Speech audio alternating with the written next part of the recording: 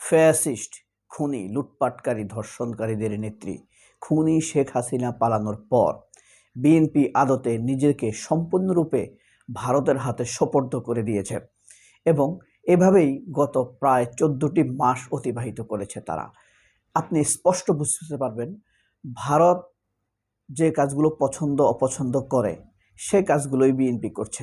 আরও স্পষ্টভাবে বুঝতে পারবেন আওয়ামী লীগ যে কাজগুলো করত ঠিক সেই কাজগুলো এখন বিএনপি করছে। অর্থাৎ আওয়ামী লীগের একটি ছায়া সন্ত্রাসী দলে, ছায়া ফ্যাসিবাদী দলে পরিণত হয়েছে এই বিএনপি। তো আমরা মূলত আলোচনা করব বিএনপির ভিতরে তথা আওয়ামী লীগ কীভাবে কাজ করে।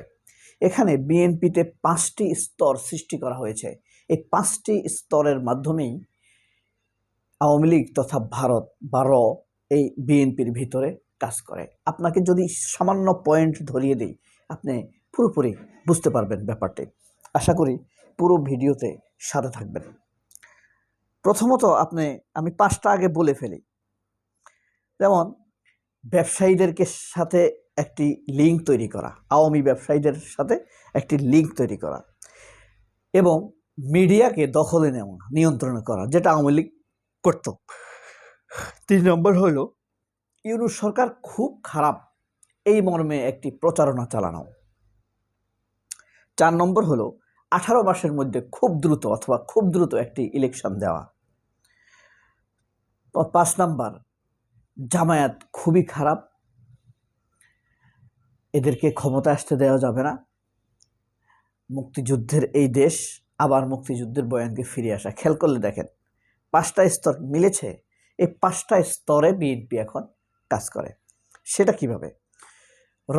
এবং আওয়ামী লীগ এমনভাবে স্টাইল করেছে বিএনপির একটি এলিট শ্রেণী, হ্যাঁ, আওয়ামী লীগের যারা টাকাওয়ালা, ধরেন এই যে হামিম গ্রুপ, তারপরে আপনার বসুন্ধরা, এদেরকে নিয়ন্ত্রণ করবে। বিশাল টাকা তাদের হাতে চলে আসবে। সালমান এফ রহমানের ভ্যাকসিনকো, এগুলো হাজার হাজার কোটি টাকা তাদের চলে আসবে। একটি গ্রুপ আছে নীরবে তাদের সাথে কাজ করে। এটা হয়ে গিয়েছে নিয়ন্ত্রণ প্রায়। দ্বিতীয় স্তরের আরেকটি গ্রুপ আছে, এরা মিডিয়া দখলে নিয়েছে। মিডিয়াগুলো নিয়ে এখন নিজেদের মতো চালাবে, প্রতিপক্ষের বিরুদ্ধে প্রচার প্রপাগান্ডা চালাবে। এর প্রমাণ হলো কি, মিডিয়াতে এখনও সেই আওয়ামী লীগ আমলের লোকরা রয়ে গিয়েছে।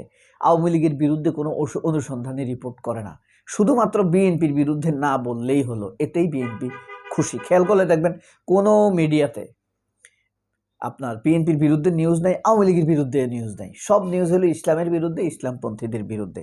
ভারতের বিরুদ্ধে কোনো নিউজ আছে কোনো মিডিয়াতে? না। এ হলো দ্বিতীয় স্তরে। তৃতীয় স্তরে যেটা আছে সেটা হলো আপনার ইউনূস সরকার খুব খারাপ।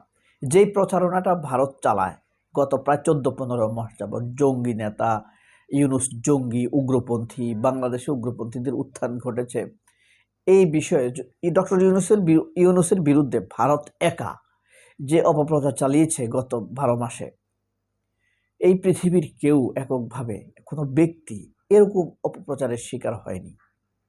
আর ভারত দেশ হিসেবে বাংলাদেশের বিরুদ্ধে যে প্রচারণা চালিয়েছে, পৃথিবীতে আর কোনো দেশের বিরুদ্ধে এত অপপ্রচার চালায়নি। আরও আশ্চর্য বিষয় হলো, এত অপপ্রচার, কেমন অপপ্রচার যে চট্টগ্রাম বন্দর দখল করে নেবে, আপনার মিরেশ্বরা দখল করে নেবে, খুলনা দখল করে নেবে, স্পষ্ট মিডিয়াতে আসে এই ধরনের বক্তব্য দিচ্ছে। অথচ এটার বিরুদ্ধে বাংলাদেশের ডিফেন্স, যারা সার্বভৌমত্বকে রক্ষা করে, তাদের কোনো বক্তব্য নাই। এরপরে আছে 5 নাম্বার আপনার জামায়াত ক্ষমতায় আসতে পারবে না, জামায়াতের অতীত খুব খারাপ, এই নিয়ে একটি তুমুল প্রচারণা চালাবে, যেটা ভারত চালায়, জঙ্গি, উগ্র। তাহলে দেখেন ঠিক একই স্টাইলে একই স্তরে প্রচারণাটা চলছে। এখন এই সকল বাঁধ সব ছিন্ন করে দিয়েছে, জামায়াতও ছিন্ন করে দিয়েছে, ইউনূসও ছিন্ন করে দিয়েছে।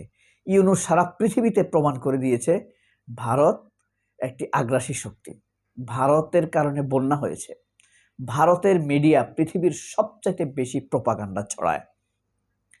সকল ষড়যন্ত্রের জাল ছিন্ন করে দিয়েছে জামায়াত, ইউনূস এবং এনসিপি। কিন্তু বিএনপি এই মহান লড়াইয়ে অংশগ্রহণ করেনি।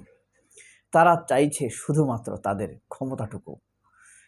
এই কৃতিত্বের সময়ে বিএনপির এইসব কথা মানুষ আসলে মনে রাখবে। খেয়াল করে দেখেছেন, ভারতও বলতেছে খুব দ্রুত নির্বাচন, ওয়াকারও বলতেছে খুব দ্রুত নির্বাচন, হ্যাঁ, আবার বিএনপি তো বলতেছে খুব দ্রুত নির্বাচন। মিলে গেছে না? এরপরে দেখেন, জামায়াতের বিরুদ্ধে বলছে কে? ভারতও বলছে, এই দেশের সিপিবি পন্থী বুদ্ধিজীবী বলছে, মিডিয়া বলতেছে। হ্যাঁ, তাহলে পুরা ব্যাপারটা সিমিলার না? একদম মিলে গেছে।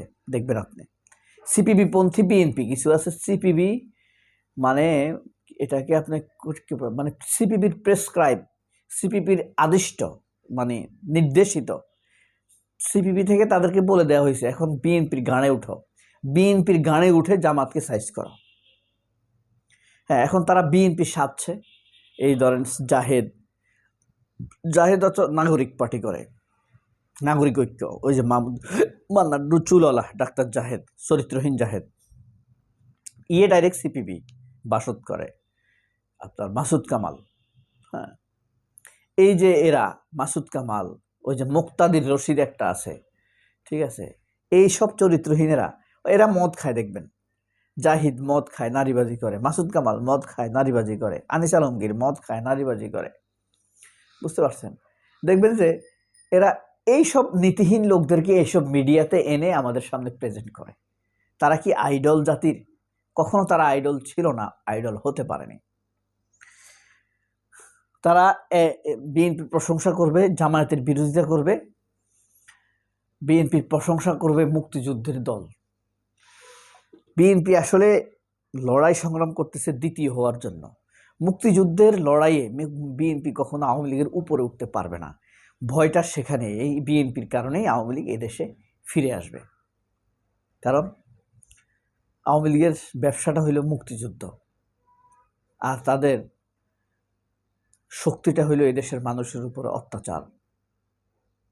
তাদের প্রাণ হইল দুর্নীতির অর্থ। তিনটা ভেঙে দিলে আওয়ামী লীগ আর টিকবে না। আপনার অর্থনৈতিক মেরুদণ্ড ভেঙে দিবেন,